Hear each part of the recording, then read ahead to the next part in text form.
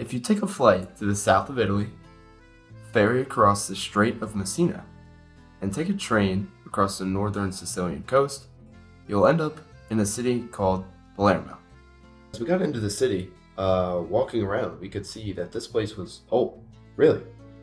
In fact, it's as old as the Greeks, and it's set through rulers from the Romans, the Islamics, the Normans, the Germans, the Spanish, the French, were eventually unifying with Italy. Buildings as old as these emperors, as you can see right here, are lying around literally every corner. As we started to navigate the city winding streets, we could see all types of people moseying. Because it's an old but vibrant culture of relaxation mixed with hustle.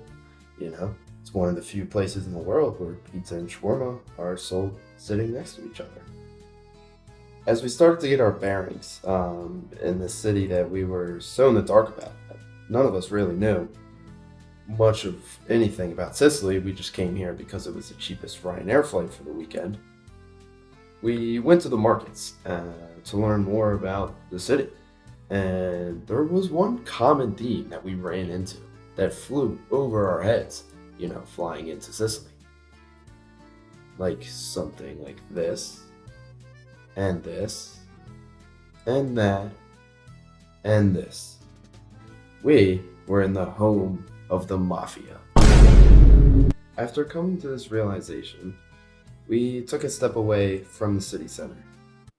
A common theme you're going to see in these adventures, if you follow along, is almost everywhere we're going to go, we're going to find the highest point and climb to it. So we did exactly that, and we started hiking Mount Pellegrino. Here, it's where I found myself asking plenty of questions. As a kid, we watched plenty of Mafia movies, like Goodfellas, The Godfather, The Bronx Tale, and then obviously The Sopranos as well.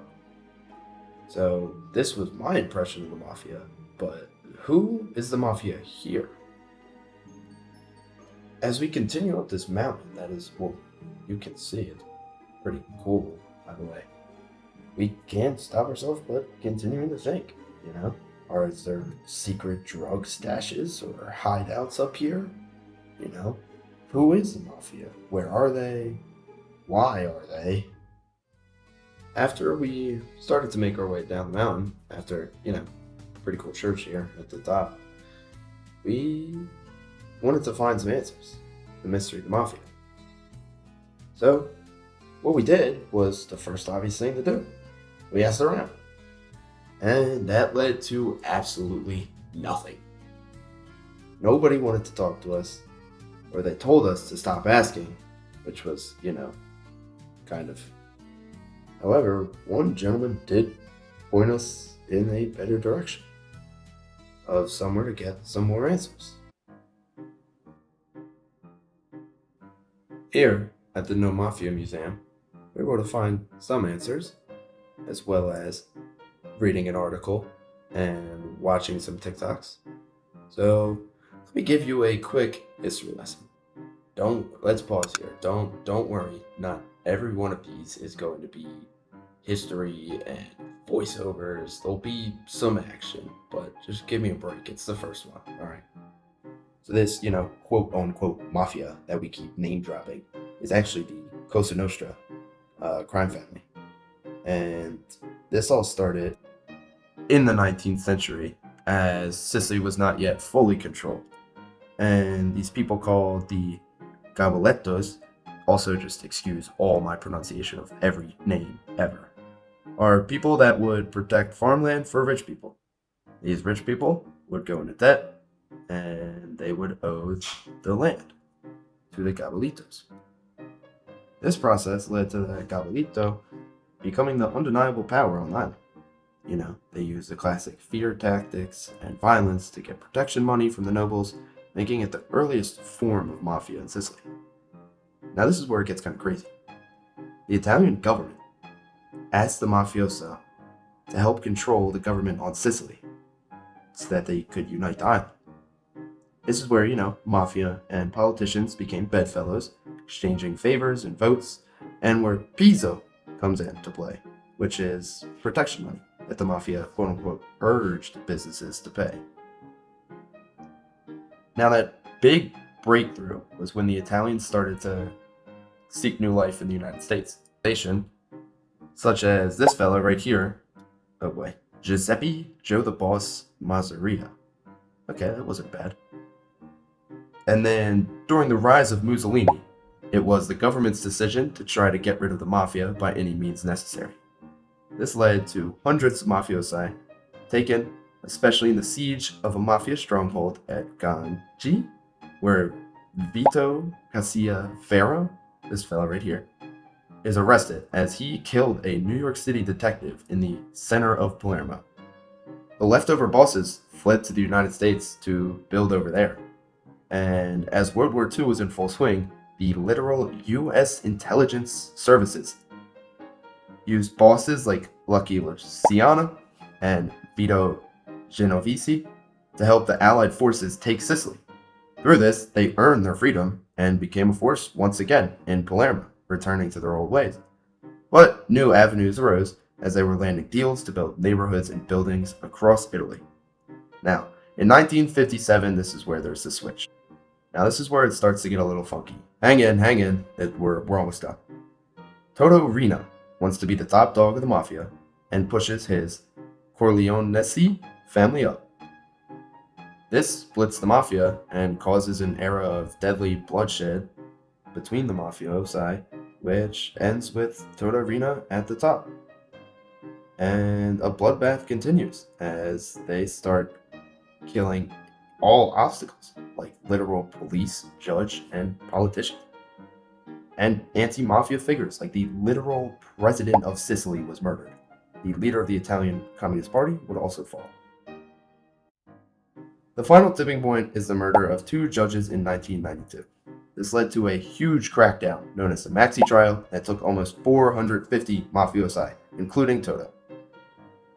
The next Mafia head takes over and ends wars with the Mafia, and he lasts 43 years on the run. Surprisingly, somehow, I have no idea because he was on Sicily when he was found. After this, the Mafia goes quiet, drawing money from laundering and drug operations. Just waiting, I guess. Alright, I'm sure you're very, very, very lost, so let me sum it up real quick.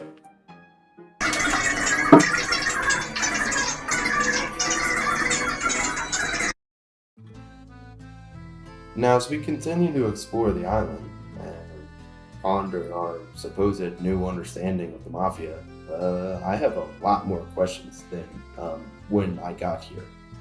But, it is nice to be present and look at this very awesome beach right here, surrounded by these beautiful cliffs in this clip.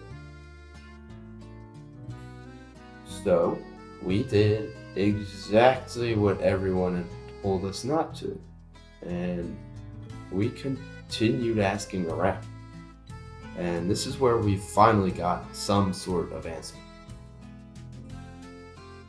The following is a transcript of a conversation with the gentleman, because he definitely did not want to be on camera. So, how do you like it? I don't. Home is better, but we are stuck here. Okay. So you live here in the city of Palermo? Yes. I've lived here for 8 years. So let me ask you about the Cosa Nostra. Are they still here? Definitely. The Mafia is still here and active. Well, a while ago, a kid was murdered for kissing someone's girl. Oh wow, that's crazy. We actually met some people that acted very disorderly towards us. Were those possible Mafia kids?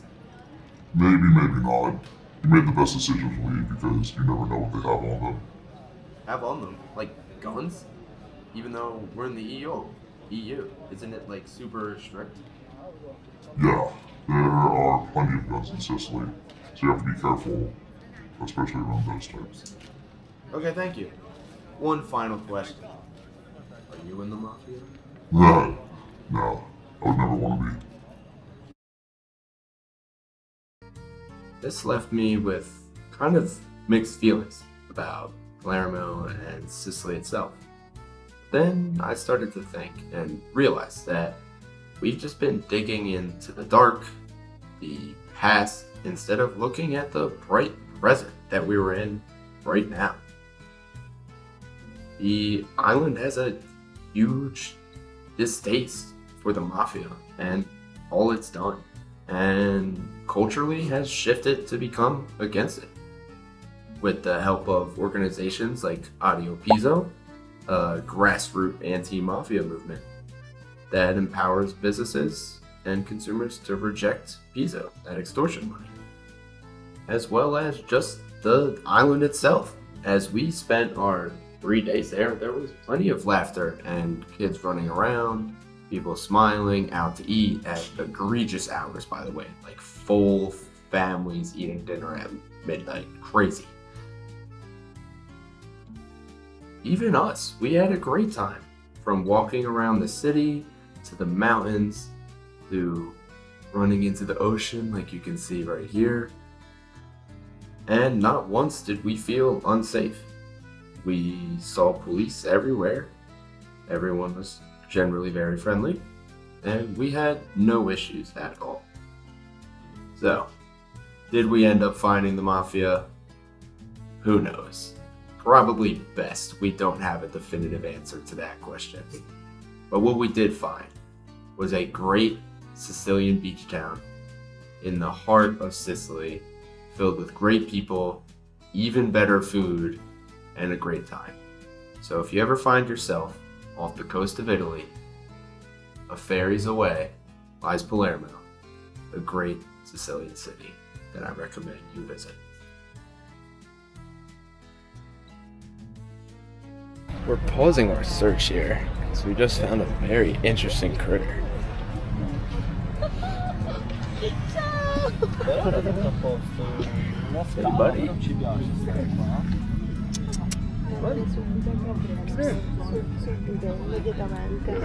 Oh my gosh, a gopher. Here.